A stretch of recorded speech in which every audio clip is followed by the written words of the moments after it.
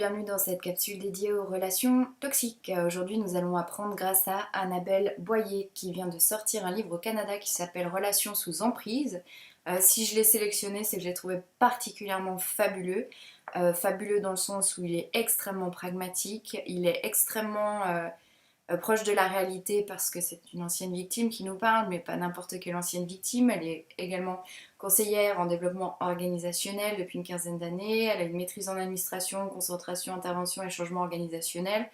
Je mets ça en avant dans le sens où c'est extrêmement bien écrit, c'est extrêmement carré, c'est précis, c'est synthétique. Vous voyez, c'est pas énorme, mais pourtant on apprend des tas de choses, des tas de choses. Et je me réjouis que ce livre arrive en Europe. Il est sorti au mois de, si je ne me trompe pas, au mois d'avril, voire mars 2015 au Québec. Moi, j'ai trouvé au Salon du Livre de Genève sur un stand canadien. Et voilà, grâce à la magie d'Internet et puis Amazon, je suppose que vous pouvez le trouver très facilement maintenant et vous le faire livrer en France, en Suisse et autres pays francophones. Et Annabelle Boyer est très active aussi sur les réseaux sociaux, donc vous pouvez la retrouver sur Twitter si éventuellement vous travaillez dans le même genre de milieu et que vous êtes sur LinkedIn, vous avez un profil LinkedIn, elle est également très active. Et donc voilà, je vous laisse vous faire votre propre opinion. J'ai choisi des extraits. Je pense que vous allez apprendre beaucoup de choses. Et puis j'espère que ça vous donnera envie de le lire parce qu'il en vaut vraiment, vraiment, vraiment la peine. Et voilà, je vous en dis pas plus. L'idée, c'est pas de saper non plus son travail. Elle mérite encore une fois qu'on achète son livre et puis qu'on découvre par soi-même finalement tous les conseils qu'elle met en avant. Petite chose que je dois mentionner aussi, qui à mon avis est importante pour elle, puisqu'elle a choisi des titres japonais aussi pour ses chapitres, c'est elle fait beaucoup de karaté, et donc on sent aussi dans la manière dont elle aborde les choses qu'il y a vraiment, il y a un côté extrêmement serein, extrêmement sain, extrêmement avec beaucoup de remise en question aussi par rapport à soi. C'est pas tout sur le bourreau, etc. Il y a beaucoup de bienveillance aussi dans la manière dont c'est écrit, et puis on sent le côté sportif où voilà, tout va pas se faire du jour au lendemain. Donc voilà, j'espère que j'ai bien décodé ton approche, Annabelle, mais en tout cas dans l'idée, voilà comment j'ai ressenti par rapport au style d'écriture, par rapport à la manière dont l'information est présentée. Voilà, j'ai ressenti beaucoup de bienveillance, une grande expertise par rapport au sujet et un verbe qui est d'une justesse qui est extrêmement agréable et à mon avis en particulier pour les victimes parce qu'on a quelqu'un qui sait exactement de quoi elle parle et du coup qui est 100% dedans. Donc voilà, alors j'ai classé en petites couleurs, je vous laisse découvrir par vous-même. Et sachant que par rapport aux morceaux choisis, donc il y a une logique et la première c'est de poser le cadre. Et donc voici les morceaux que j'ai choisi de partager avec vous, soit pour que vous en appreniez dès maintenant euh, et que vous ne gardiez que ça, soit pour que vous commandiez après vous-même le livre et puis que vous l'étudiez sous l'angle que vous souhaitez, mais en tout cas qu'il vous apporte quelque chose. Donc qu'elle soit professionnelle, amoureuse, fraternelle, parentale, amicale ou en position d'autorité, la relation sous emprise est aliénante et destructrice. Ces gens, très importants, ensorcelants, puissants et dangereux peuvent se trouver partout. Et là déjà, le cadre est posé, c'est-à-dire qu'on sort de la problématique pervers narcissique, puisqu'elle nous explique, je m'excuse, qu'il peut s'agir d'un patron schizophrène, un directeur narcissique qui transforme son équipe en harem, un caïd qui règne par la peur qu'il inspire, un supérieur immédiat jaloux et carriériste, un développeur en recherche de financement, un conjoint contrôlant, une nouvelle conquête psychotique, un conseiller indispensable, sans oublier l'artiste incompris, qui vous fait sentir coupable. Donc déjà, de base, on voit qu'on n'est pas juste sur une problématique de cadre, de conjoint contrôlant, et aussi, chose que je voulais mettre en avant, le côté comment s'en libérer sur le plan personnel et professionnel. On a des exemples qui correspondent aux deux environnements. Donc c'est à la fois extrêmement spécifique dans les conseils et à la fois extrêmement large au niveau des sujets qui sont couverts. De toute manière, les logiques sont les mêmes, c'est pas, je veux dire, c'est pas important que ce soit pas juste sur votre problématique à vous, parce que ça fonctionne plus ou moins tout le temps pareil. Et aussi, ce que j'ai bien aimé en tant qu'analyste comportementale, c'est vraiment le côté où hello, il n'y a pas juste des pervers narcissiques qui sont dangereux, et il n'y a pas juste des pervers narcissiques qui mettent leur proie sous emprise, ou en tout cas qui peuvent être extrêmement destructeurs émotionnellement et psychologiquement pour leurs victimes. Donc ça aussi c'est chouette de le rappeler, parce qu'on a tendance un peu à s'égarer par rapport à ça, et il y a d'autres profils pathologiques qui sont mauvais. Donc appelé vampire, manipulateur, persécuteur, pervers narcissique, dominateur ou agresseur, l'un des deux protagonistes a donc un comportement insistant, étouffant, aliénant, contrôlant. Donc là, on est sur la définition comportementale. Il envahit vos pensées. Donc là, on a une espèce de retour sur soi. C'est aussi quelque chose que j'enseigne souvent dans mes conférences, de dire, ok, votre bourreau, il y a peut-être une checklist, ok, mais vous, en soi, ce qui est important, c'est comment vous vous sentez, et finalement, le diagnostic va passer par vous, par votre état émotionnel, par vos dialogues intérieurs, et là, ce que j'apprécie aussi, c'est, voilà, tout de suite, elle nous dit, il envahit vos pensées, ah, ça passe par moi, et c'est pas juste de voir si la personne que j'ai en face, et que je soupçonne d'être mauvaise pour moi, toxique pour moi, rentre dans des petites cases, d'accord? On continue. Donc là, elle décrit les stratégies comportementales. Il joue avec votre estime de soi afin que vous doutiez de vous et que vous vous reposiez sur lui. Il se sert de toutes les failles qu'il trouve chez sa proie pour créer chez elle une sorte de dépendance, une incapacité à s'éloigner de lui et à lui dire non. Donc là, c'est aussi un critère diagnostique qui permet de savoir si oui ou non vous êtes dans les clous par rapport à ce que vous pensez subir. Donc, je répète, créer une sorte de dépendance, une incapacité à s'éloigner de lui et à lui dire non. Et je terminerai par rapport au profil sur une petite phrase qui dit que l'emprise vise à neutraliser l'autre, à l'assimiler, à l'asservir, à effacer sa différence et sa spécificité. Donc là, on touche à l'individualité, qui est aussi un critère diagnostique. Ensuite, j'ai choisi un passage qui est assez vulgaire, mais qui traduit encore une fois la franchise avec laquelle ce livre a été écrit et aussi le côté pragmatique que peuvent avoir les Nord-Américains par rapport à nous. Là j'englobe les Français qui sommes beaucoup dans l'art de la conversation et les grandes philosophades et les grands concepts, etc. Mais qui parfois manquent un tout petit peu de sens pratique. Parce que ok, d'établir un profil c'est une chose, de comprendre un peu comment ça marche c'est une chose, oui mais après on en fait quoi toutes ces informations? Et donc là, Annabelle partage avec nous un exemple concret d'une femme qui dit que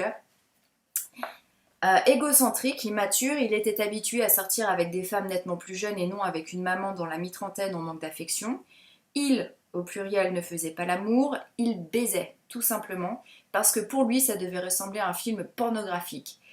C'était sa référence et il ne savait pas faire autrement. Le partage émotionnel, la symbiose de deux âmes, tout cela ne l'intéressait pas.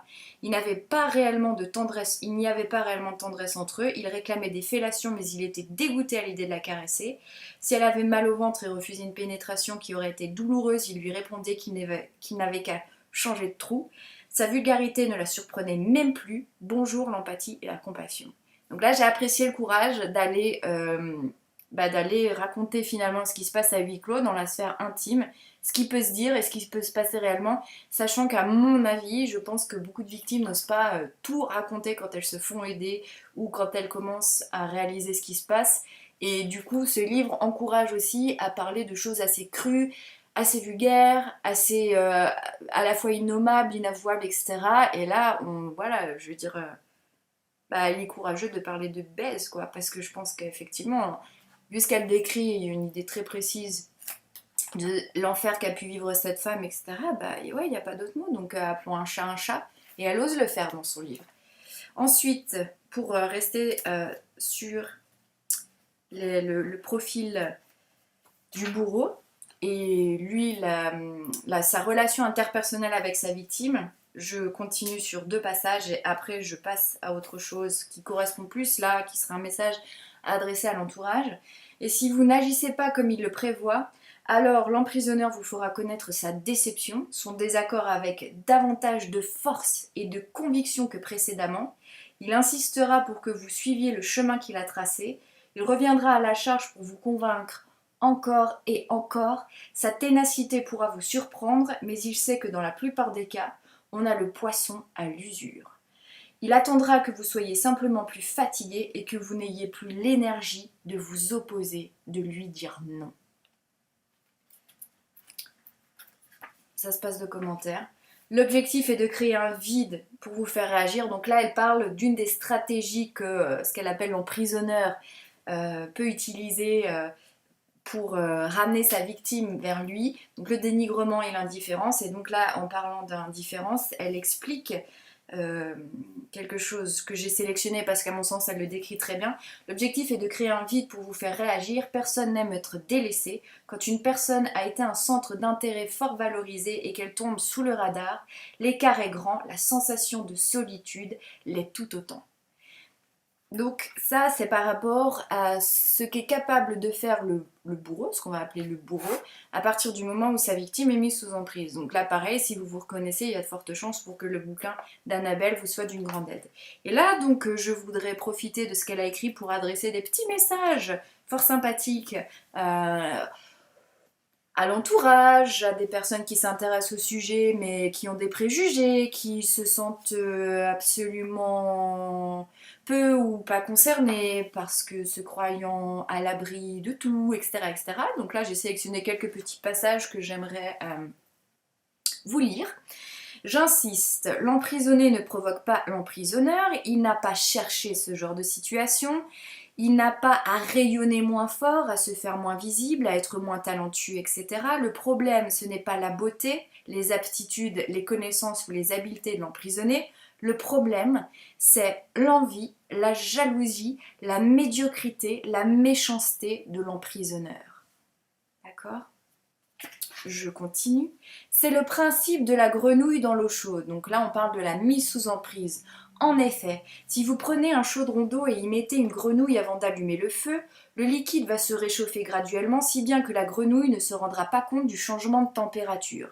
Elle mourra ébouillantée, car au moment où elle prendra conscience du danger, il sera trop tard. Elle sera paralysée par la situation devenue envahissante. Par contre, si vous attendez que l'eau soit en pleine ébullition pour y introduire la grenouille, elle s'en échappera immédiatement, car alors elle ressentira le contraste. Quand une situation s'instaure progressivement, on réagit comme la grenouille, on s'habitue doucement, on s'adapte sans réaliser la dégradation des conditions. Pareil, je n'ai rien à dire de plus, rien à ajouter. Et je finirai sur ces petits mots. Vous voyez, j'ai même mis un petit cœur tellement j'ai aimé ce passage. Ajoutons qu'il y a bien des néophytes qui se prennent pour des experts. Donc là, elle parle, dans un des conseils qu'elle donne, c'est qu'il faut absolument se faire aider parce que c'est des situations qui sont très difficiles et surtout par rapport auxquelles finalement notre pire ennemi, c'est pas le bourreau, mais c'est nous-mêmes. Et donc elle suggère donc de se faire accompagner, quel que soit, voilà, que ce soit par un ami, un coach, etc. Mais vigilance. Donc ajoutons qu'il y a bien des néophytes qui se prennent pour des experts. On les appelle aussi des gérants d'estrade. C'est l'oncle critiqueur qui croit tout connaître. C'est le collègue monsieur je sais tout mais je n'ai jamais vraiment travaillé sur moi. C'est l'ami éternel victime qui dit vous comprendre tellement mais qui vous rabâche les oreilles avec ses histoires au lieu de vous écouter. C'est le type qui a perdu son emploi et qui s'improvise coach de vie. Croyez-moi, vous méritez mieux. Trouvez un psy, un coach, un vrai, un mentor digne de ce nom. Et je conclurai là-dessus. Donner des conseils, c'est facile, mais trouver les mots qui résonnent réellement dans le cœur, la tête, les tripes de l'autre, c'est un art.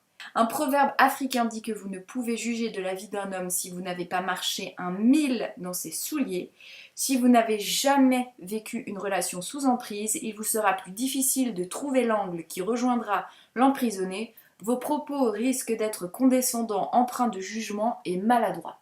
Donc là, si je peux me permettre de conclure sur ce qu'elle a essayé de faire passer, ou en tout cas ce que j'en ai compris, c'est laisser faire les pros, et vous, si vous avez besoin d'aide, allez chercher des gens qui connaissent le sujet de la maltraitance relationnelle et de, voilà, des relations d'emprise, des relations toxiques, plutôt que des généralistes. Là, pour le coup, aller chercher des vrais spécialistes. Je pense que là-dessus, et comme sur plein d'autres choses qu'elle écrit dans son bouquin, c'est complètement juste. Donc, il y a une deuxième partie du livre qui est consacrée à des processus pour s'en sortir. Donc là, je vous laisse découvrir si ça vous intéresse. C'est pas à moi d'aller dévoiler tout son travail. Et par respect pour ce qu'elle a... comment on appelle ça, ce qu'elle a ce qu'elle a mis dans son livre, ce qu'elle a accumulé, voilà, et ce qu'elle a travaillé, donc vous pouvez retrouver tout là-dedans. Et j'aimerais finir avec ces petits passages, en espérant que ça va donner du baume au cœur à des personnes qui se sentiraient concernées de très près par le sujet. Donc là, on parle de finalement qu'est-ce qui fait qu'on est tombé là-dedans, sans pour autant se culpabiliser. Et il y a deux jolis passages. Le discours peut sembler douteux s'il n'a pas encore été fredonné à notre oreille, mais quand nous vivons une mauvaise passe, quand les revenus ne sont plus au rendez-vous, Quand l'amour s'est éteint, quand le sens de la vie paraît incompréhensible, quand les tuiles nous tombent sur la tête, la tentation est forte de plonger dans le mirage présenté. L'envie d'y croire persiste justement parce que c'est l'espoir de jours meilleurs qui nous empêche de craquer. Et c'est cette faille dans laquelle s'introduit le bourreau. Et je vous laisserai sur cette jolie chose. Sortir d'une relation sous emprise, c'est comme mettre fin à une dépendance. C'est un combat non seulement contre un élément extérieur néfaste, mais aussi contre soi-même, car vous devez faire face à beaucoup d'émotions fortes négatives, contradictoires telles que le doute, la honte, la colère, l'incompréhension, la tentation, la solitude, pour ne nommer que celle-là. En effet, même si vous savez que la relation est toxique, même si vous sentez au plus profond de vous que cette histoire n'a pas de bon sens, il y a toujours cette petite voix qui vous dit que c'est vous le problème, sinon vous n'auriez pas été aussi naïf pour vous faire prendre dans une histoire aussi tordue. Et il y a cette autre voix qui dit que vous êtes mieux avec cette personne toxique que tout seul. Et il y a encore cette voix qui vous souffle que ce n'est pas si pire que ça. Et il y a cette voix encore qui dit que vous ne trouverez pas mieux, alors autant vous contenter de ça. Et bien si justement aujourd'hui vous avez décidé, que ce soit dans votre contexte professionnel, dans votre contexte personnel, ben que vous ne pouvez plus vous contenter que de ça parce que vous n'avez qu'une vie, alors je vous recommande, waouh, le livre d'Annabelle Boyer. Je suis désolée, on dirait un bonimenteur, c'est pas ce que je voulais faire comme effet, mais en tout cas voilà, j'ai beaucoup de... Ouais, j'ai aimé quoi, je peux pas dire autrement, j'ai aimé ce bouquin. Et du coup, je ne peux que vous le recommander. Il est bien écrit, il est court, il est facile à lire, il y a tout dedans. Il est juste, il est extrêmement précis. Je pense que le fait d'être une analyste du langage corporel fait que euh, elle a su, encore une fois, être très spécifique dans ce qu'elle a décrit parce qu'elle sait à quel point c'est important et un mot n'en est pas un autre. Donc voilà, je vous recommande fortement le livre d'Annabelle Boyer, B-O-Y-E-R, chez Béliveau Éditeur. Est-ce que je peux vous donner d'autres informations? Je crois que ça va bien comme ça. Tiens, elle a un site internet, annabelle-boyer.com. Et puis, j'ai pas cherché à faire de placement de produits derrière, mais juste pour vous dire, si les relations toxiques vous intéressent, il y a 2 bouquins qui font partie de ma bibliothèque qui me semblaient intéressants de vous recommander. Pour aller plus loin, c'est Comment gérer les personnalités difficiles de François Lelore et de Christophe André. C'est juste une merveille, je pense que c'est une bible pour beaucoup de gens. Donc à savoir là, il y a à peu près tous les profils de psychopathologie qui existent avec une approche qui est hyper intéressante, c'est comment le malade vit le monde qui l'entoure, comment il vit ses relations, comment il vit sa communication. Et donc finalement, le truc, c'est pas de ah, c'est pas bien ce qu'il fait, etc. Non, c'est plus de se positionner de façon complètement bienveillante et empathique, de se dire, ok, bah voilà, un schizoïde, une personnalité schizoïde, voilà, pour elle, quand vous lui dites ça, elle perçoit les choses comme ça, un narcissique, il vit les choses comme ça, etc., etc. Donc c'est pour ça que je trouve ce livre très intéressant. Et un beau livre sur le sujet, le dictionnaire de la méchanceté, qui reprend des bibliographies de plein de personnages ou de personnes vraiment, enfin, qui ont existé. C'est une espèce d'encyclopédie de personnes méchantes. Et donc je me suis dit que peut-être pour dédramatiser un petit peu le sujet, ça pouvait être agréable de vous présenter un beau livre sur le sujet qui fait office d'outil d'histoire, de sociologie. Et voilà, c'est chez Max Milo, beau livre. Je vous souhaite d'être heureux, c'est ça qui compte le plus, n'est-ce pas? Et je vous dis à très bientôt et peut-être un jour en vrai pendant un de mes ateliers, conférences, etc. Notamment, je fais beaucoup sur le sujet des relations toxiques. Je vous dis au revoir.